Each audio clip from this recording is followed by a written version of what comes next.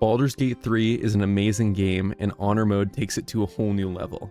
Suddenly, all of your choices have even more impact, as you can't reload any of your saves, you can't scum anything.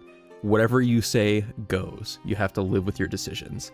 Unfortunately, this also means that if you die at any point of the game, you lose your save and you lose that shot at the golden dice. Larian makes a few changes to each of the bosses in the game, and adds legendary actions that we're going to cover, as they are the big difference between Tactician and Honor Mode. These legendary actions don't change the bosses completely for some fights, but for others you'll have to approach them through a different angle. While almost all of the bosses in the game can be beaten through gimmicks such as by abusing darkness, first turns, or just spawning a whole bunch of barrels and exploding everything, we're gonna beat the game as Larian intended, honorably. The first legendary action boss you'll likely encounter is going to be the Owlbear. The fight is a little bit more challenging in Honor Mode compared to the other difficulties, though the baby Owlbear is still practically useless. Ignore the child. If you take out the parents, the baby Owlbear will undergo Batman levels of character progression and help you out later. Mom Owlbear will fall easily as she's not very powerful, but be careful when she calls her mate. He can fly in as an Owlbear from the top rope, potentially knocking your party down and dealing massive damage. He will also activate Dad's Strength, making him resistant to melee attacks, so be sure to bring enough damage sources to bring him down. Even if you are only making melee attacks and using a couple spells, because the Owlbear mate can only really target one of your characters at a given time, he's really not going to be any threat of wiping your party, and you should be able to just slowly whittle him down with melee attacks or whatever you have at your disposal. When you take him out, make sure not to kill the baby Owlbear if you want to recruit him in the future, and let him make his way to the Goblin camp. Congratulations on defeating your first Honor Mode boss. I'm proud of you. Unfortunately, things are only going to get tougher from here, so stay sharp. Don't worry though, you've got this. I believe in you. For our next boss in Act 1, we'll make our way to the Goblin camp. Dror Ragzlin is an angry hobgoblin with the intellect of a 12-year-old. He's trying to prove to his elementary school class that anything you can do, he can do better.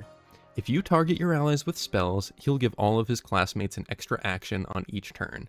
Counter this benevolence by doing your best Lars Ulrich impression before you start combat. After you've finished completely murdering the drums, go down and talk to Dror Ragzlin and explain to him that you weren't the person who actually killed this mind flayer that he's talking to after it has perished. Even though you were, he is too stupid to realize this. By sending his classmates off to recess in the school pit, he will be forced to fight you in solo combat where he will stand no chance. He may have no resistances, but his high saving throws will make him tough to crowd control. Be careful with his attacks, as he can easily one-shot your party members, as he is quite strong and does a lot of force damage which is not going to be resisted. As I previously stated though, he's not very smart. Myexna is a large bug-type Pokemon who gets angry if you attack her siblings. Start the fight in stealth and burn her unborn children while she's not looking. Like so. Try to wait till it's just out of vision of the other guy here. And then immediately hide. And that's going to get rid of the eggs, they'll burn. Oh, my hand slipped. When she finds out, she'll park in the handicap spot right in front of you, due to her legal blindness. Since we can't get a newspaper until Act 3, we'll have to make do with what we have. Push her off the bridge, and when she's not looking, take her spiderlings out. Careful not to let her see you though, or she will put you into a nasty cocoon and let a second grader take you home for a science project to grow a butterfly. Unfortunately, you will not hatch into a butterfly. You will be dead. Counter this ability by burning or using acid to make your way out of it. If you knock her down and do damage to her that way, this fight should be trivial and you should have no issues moving further. Our next fight will take place underneath Shrek's swamp. Auntie Ethel can be easily knocked out of invisibility without entering combat by jumping across the chasm. Unless you're me, and you accidentally start combat anyways. Ethel immediately put my entire group into combat by casting her clones on turn 1. Ethel will create clones when you cast spells, but it's easy to distinguish which one is which. The real Ethel looks like a Christmas tree, and the clones look like a lime-flavored LaCroix. Kill the clones with your tentacle psychic powers, or just let them attack. They use poison damage, and we all know poison damage is about as useful as my university Bachelor of Science. Beat the piss out of Christmas tree Ethel until she starts mauling and rips out her hair. From this point, you have a few options. You can side with the hag, and she can give you her hair. You can also free Marina at the same time through a check. Alternatively, you could smite her for over 60 damage and kill her instantly. So, that was a massive crit and she just exploded. This was obviously completely intentional. I'm a paladin. I have morals and values to uphold. Coincidentally, I did also break my oath 2 minutes into the game by more or less leaving Gale to die, or removing his hand, one of those.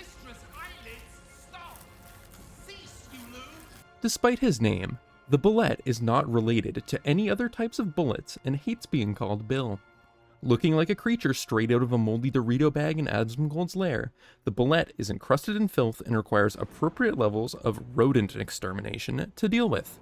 Squash this overgrown armadillo with as hard of hitting attacks as you can. The less brain power you use, the better. We call this the barbarian strategy. Try not to group up and let him land or spit on you, spreading salmonella.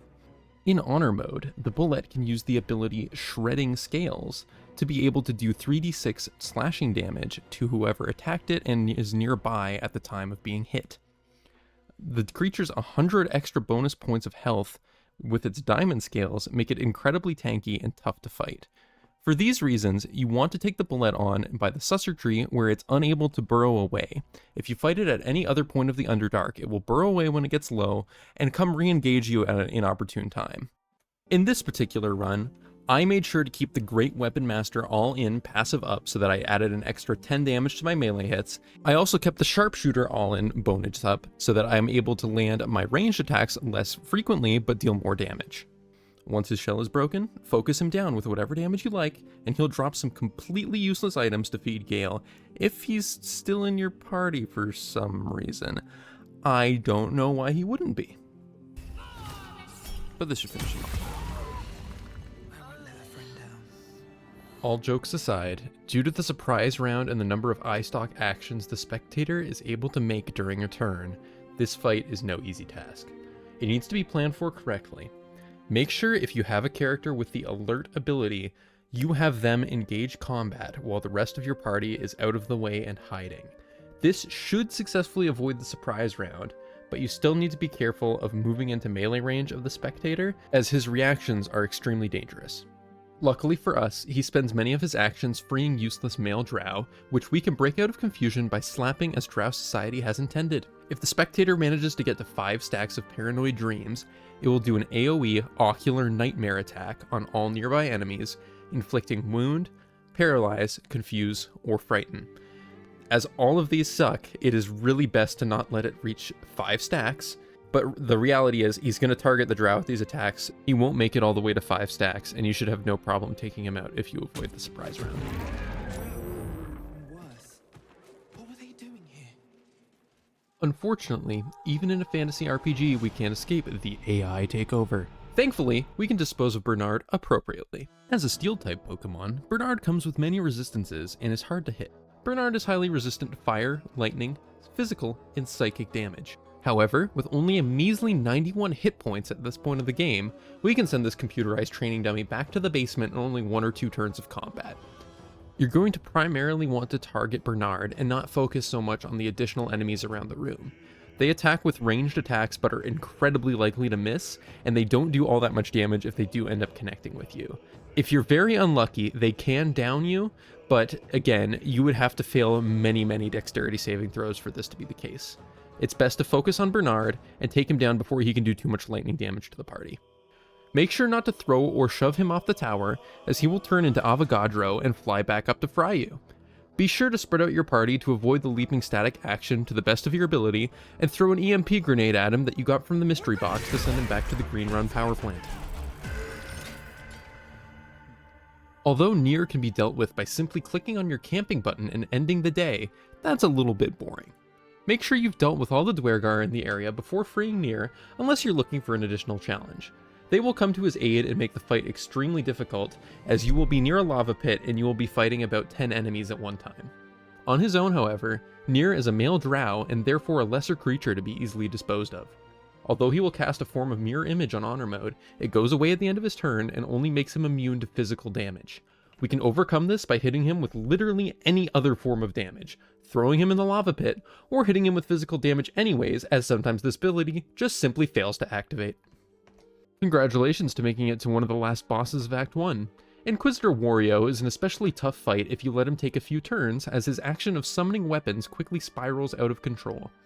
Your party should be strong enough to take him down in one turn by this point, as you will either be level 5 or level 6 and have full access to most of your class's basic abilities. Make sure to take all performance enhancements before starting the fight, as we want to go first and put him down. Have a non-martial character knock off his ready to parry status and deal as much damage single target as you can. With your party at level 6 or level 5 and Frog Boy only having 112 HP, you should have no issues limiting him to only one turn. Nice. Now leave before the others come for us. Finally, we get to the last boss of Act 1, who can be one of the toughest bosses of the act in my opinion. Grym is an easy fight if you're ready and prepared for it, and you can complete it relatively quickly by hitting him 3 times with the Forge Hammer. On Honor Mode, Grym doubles his movement speed, making it a little bit more tricky to position him directly in the middle of the hydraulic press on every round. By triggering his targeting system on a character that can live more than one attack and sacrificing said character in the center platform, you can get Grym to end his turn in the correct location. On the first hammer press, some annoying mephits will spawn. This problem can be solved by any cold spell of your choosing. Once you've finally dealt with all the mephits by either blowing them up with some sort of projectile or ice spell, Grym will make his way back to his feet and you'll have to dip him back in the lava once more to hit him in the middle of the platform once again. You'll have to do this for the 3rd hammer strike as well, but by then you should be very familiar with what you're supposed to be doing. Unfortunately, it can be hard to keep your characters at high HP, so try to spread them out and make sure that they're all able to be healed up to the correct amount so that you can hammer Grym twice more.